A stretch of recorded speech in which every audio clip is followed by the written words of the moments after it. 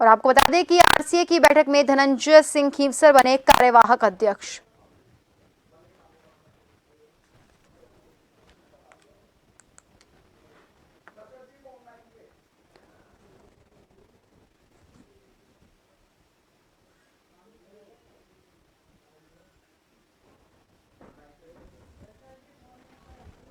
और खबर की ज्यादा जानकारी के लिए हमारे साथ हमारे सहयोगी दशरथ सीधा हमारे साथ वो ऑनलाइन पर जुड़ चुके हैं। दशरथ, आरसीए के कार्यवाहक अध्यक्ष की जिम्मेदारी धनंजय सिंह खींवसर को सौंप दी गई है, तो अब आगे आराम से कहीं नहीं गिरेंगे।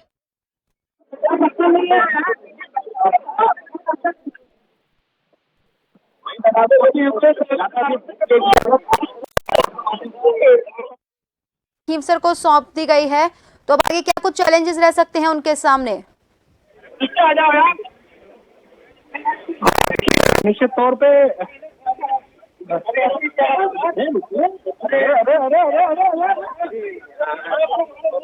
आप तो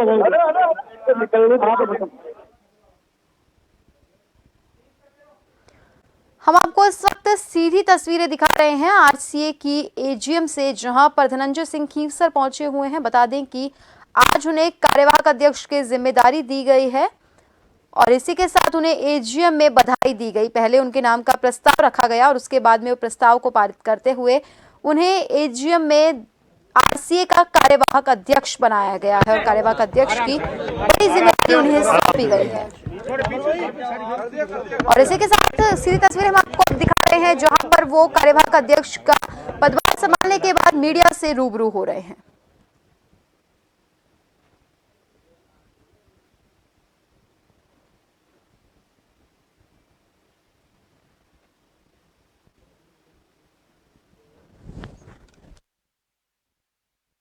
आरसीए की कमान अब आपको मिल गई है। अरे भाई मेरा दबा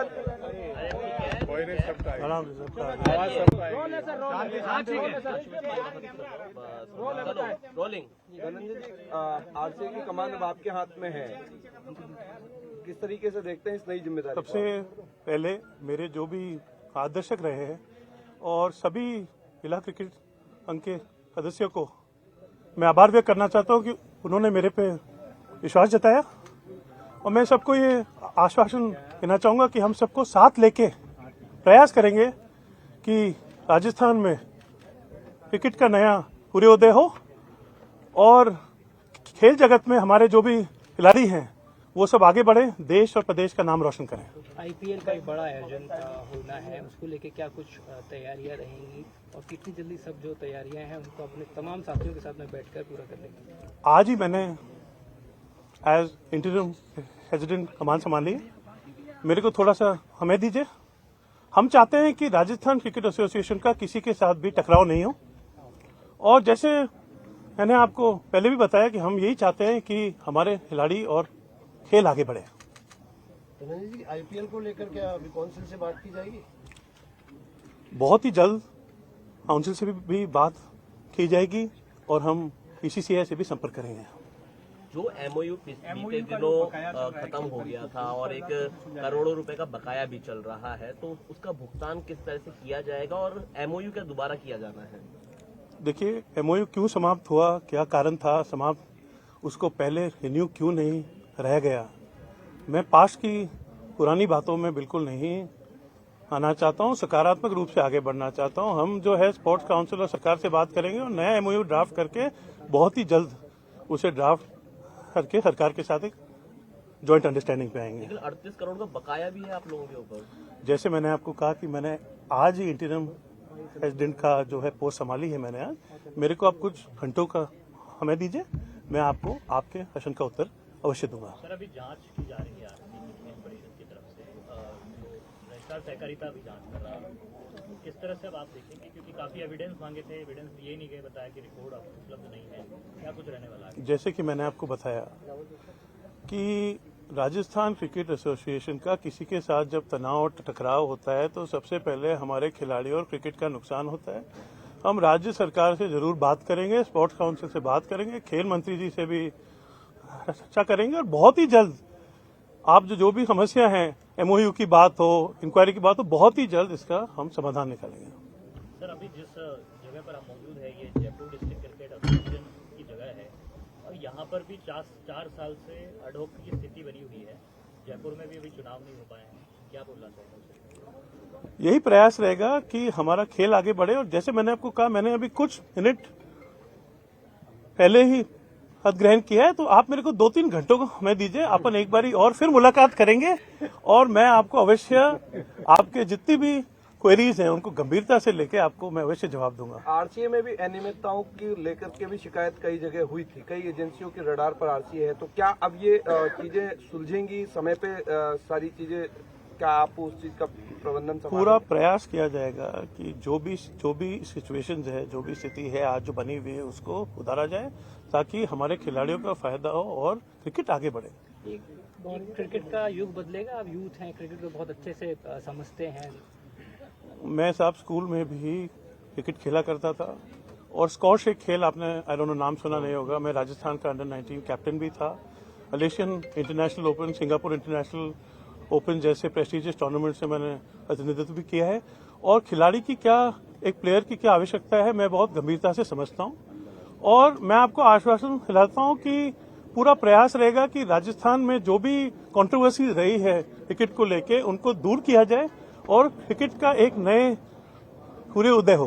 कुछ खास गाइडेंस दी आपके पिताजी ने, क्योंकि एक खास उनका लगाव, वो खुद एक प्लेयर रहे, खेल मंत्री रहे, आरसीए का सब कुछ। देखिए साहब, हमारा पूरा परिवार जो है एक स्पोर्ट्समैन परिवार है और रजनीश सिंह जी मेरे पिताजी हैं। मैं बहुत गौरव महसूस करता हूं, उनसे हमेशा मार्गदर्शन लिया है और प्रयास यही रहेगा कि जैसे मैंने आपको बोला कि क्रिकेट प्रदेश में कैसे आगे बढ़े। अजय सिंह जी के साथ मेरे जितने भी मार्गदर्शक हैं, जितने भी अपने यहाँ पे एसोसिएशन है, उनके जो अध्यक्ष सदस्य हैं, सबकी राय लेके सबको साथ लेके आगे बढ़ेंगे।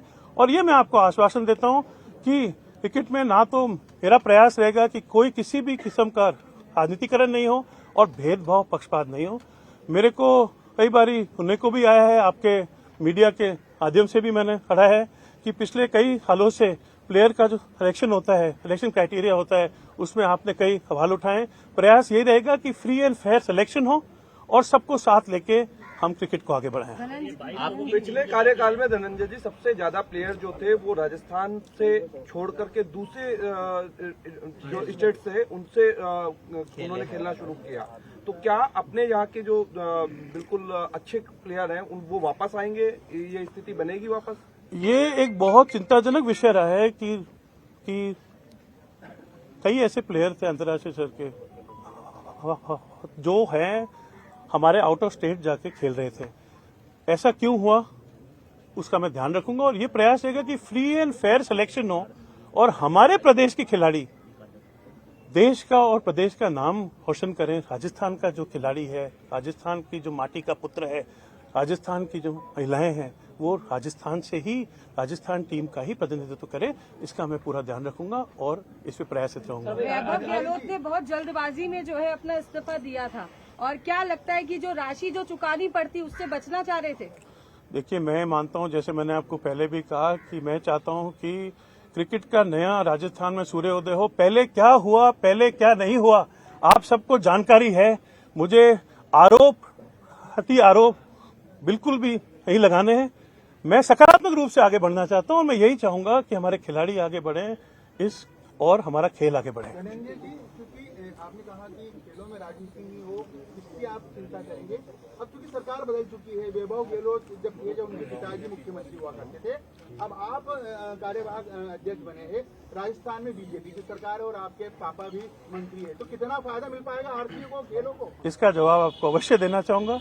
जैसे मैंने आपको पहले कहा कि हरजिंदर सिंह जी मेरे पिताजी हैं, मुझे बहुत गौरव महसूस होता है, गर्व महसूस होता है, वो हमेशा मेरे मार्गदर्शक रहे हैं। But Dhananjay Singh Khimsar is also a individual. मैं भी 15-20 सालों से संघर्ष करते आ रहा हूं, जमीन से जुड़ा हुआ व्यक्ति हूं। खीमसर में, नागौर में मैं एक छोटी सी फाउंडेशन चलाता हूं जिसका नाम है खीमसर फाउंडेशन। 14 पैरेलल प्रोजेक्ट चलते हैं, उसमें से एक प्रोजेक्ट का नाम है खेलो मारवाड़। खेलो मारवाड़ तहत हमने आज की तारीख में ग्रामीण राजस्थान में हजारों क्रिकेट के किट बांटे हैं और मैं क्रिकेट में अभी नहीं आया हूं।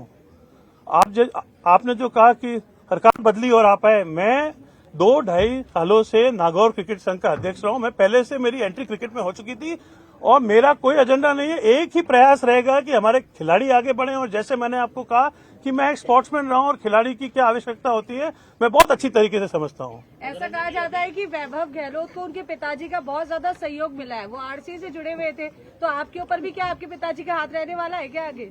देखिए जी, जैसे मैंने आपको कहा कि जो पहले हुआ है मैं पास्ट में बिल्कुल नहीं जाना चाहता। पहले जो हुआ जो नहीं हुआ आप सब उससे वाकिफ हैं। और मैं तो ये आपके मीडिया के माध्यम से कहना चाहूंगा कि वैभव जी ने भी 2-3-4 साल कमांड संभाली, उनको भी अनुभव है। वो भी अगर हमको कोई पॉजिटिव पॉइंट्स दें, सकारात्मक ऊर्जा से हमारे साथ जुड़े तो हम उसका भी स्वागत करना चाहते हैं।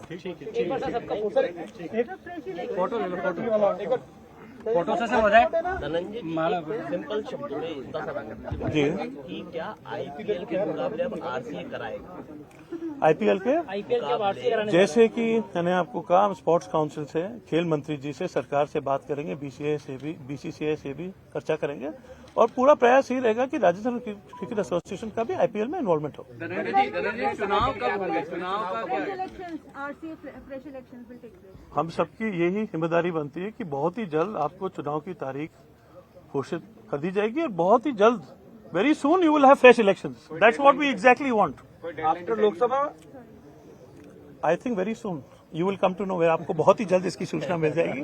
जैसे मैंने आपको कहा कि 21 मिनट ही हुए हैं, मैं टाइम देख रहा हूँ कि मैंने पद संभाला है, थोड़ा सा मेरे को भी समय की जरूरत है। ठीक है। Thank you very much. आप सब पधारे, बहुत बहुत धन्यवाद।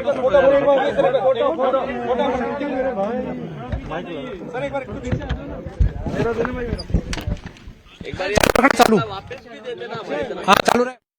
कौन जोड़े हो गया सर? कौन दे?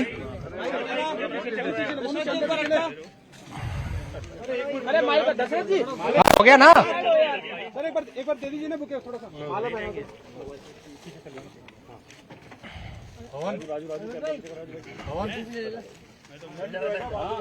अरे माइक हटाया।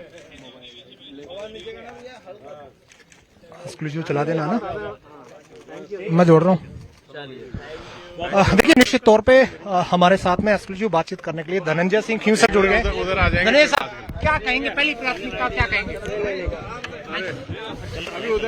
अभी वहाँ अच्छा, क्या प्राथमिकता रहेगी? प्राथमिकता ये रहेगी कि जो हमारा जो एमओयू एक्सपायर हुआ है उसको बहुत ही जल्द रिन्यू कराया जाए।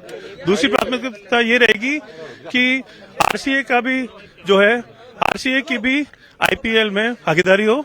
और तीसरी जो सबसे महत्वपूर्ण प्राथमिकता है कि क्रिकेट आगे बढ़े, हमारे खिलाड़ी आगे बढ़े।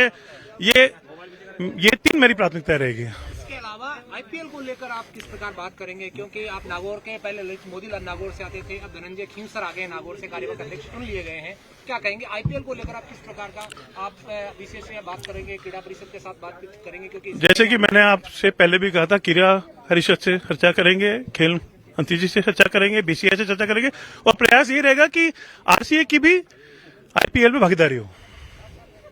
इसके अलावा अगर आगे की बात करें तो आपने बताया स्पोर्ट्स से आप जुड़े हुए हैं। नागौर में किस किस तरह से आपने काम किया? 2.5 साल से आप लगातार सक्रिय थे। आपको मैं सूचना देनी चाहूंगा कि बीच में कोरोना काल आ चुका था। कोरोना काल अगर नहीं आता तो खींवसर में मेरी निजी जमीन पे एक प्राइवेट अंतर्राष्ट्रीय स्तर का इसकी स्पोर्ट्स एकेडमी का काम बहुत ही जल्द शुरू होने वाला है। ताकि, क्योंकि मैं ये हमेशा देखता हूं, मैंने आपको बताया मैं एक जमीन से जुड़ा हुआ व्यक्ति हूं। ग्रामीण राजस्थान में, हमारे शहरों में, गली में टैलेंटेड प्लेयर्स हैं जिनको आगे बढ़ने का मौका नहीं मिलता है। प्रयास ये रहेगा कि इन सबको आगे बढ़ने का मौका दिया जाए। पूरा प्रयास करेंगे साहब कि हम खेल को आगे बढ़ाएं, क्रिकेट को आगे बढ़ाएं। जैसे कि मैंने आपको कहा कि पहले क्या हुआ क्या नहीं हुआ उससे आप सब बिल्कुल पूरी तरीके से अवगत हैं। मैं सकारात्मक रूप से आगे बढ़ना चाहता हूं ताकि ये क्रिकेट का एक नया सूर्योदय हो। वैभव जी भी 3-4 साल अध्यक्ष रह चुके हैं, उनके पास भी कई अनुभव होगा और वो अगर हमारे साथ आना चाहे, हमको अगर सकारात्मक रूप से कोई पॉइंट्स देंगे तो हम उसको पूरी गंभीरता से लेंगे हम सकारात्मक रूप से सबको साथ लेके आगे बढ़ना चाहते हैं। खेल में राजनीति ना हो, क्रिकेट आगे बढ़े, हमारे खिलाड़ी आगे बढ़े, यही प्राथमिकता रहेगी।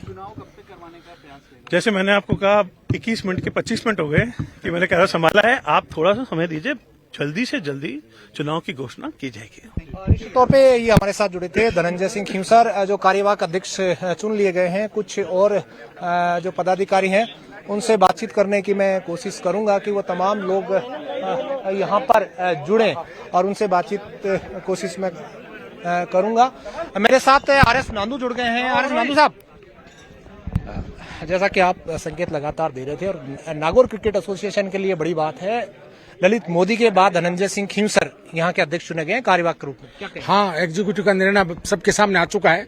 एग्जीक्यूटिव ने निर्णय लिया है कि कार्यवाहक अध्यक्ष धनंजय सिंह खींवसर होंगे, तो नागौर के लिए खुशी की बात है, खेल जगत के लिए खुशी की बात है। और सबसे बड़ी खुशी की बात यह है कि अब राजस्थान सरकार से कोई न कोई बंदा जो हमारे साथ जुड़ गया, जो बात करेगा और जो MOU और जो जितनी भी समस्या आई, इन समस्या के निराकरण के लिए ये प्रयास रहेंगे। युवा नेता है, हमारे साथ कंधे से कंधा मिलाकर खड़े रहेंगे, हमें पूर्ण विश्वास है।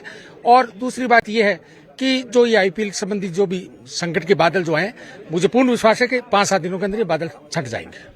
इसके अलावा एक सबसे बड़ी समस्या, जब से क्रीड़ा परिषद ने तालेबंदी की और उसके बाद में लगा कि IPL छीन गए, RCA की एंट्री बंद हो गई है, अब एंट्री दोबारा खुल जाएगी क्योंकि IPL मैच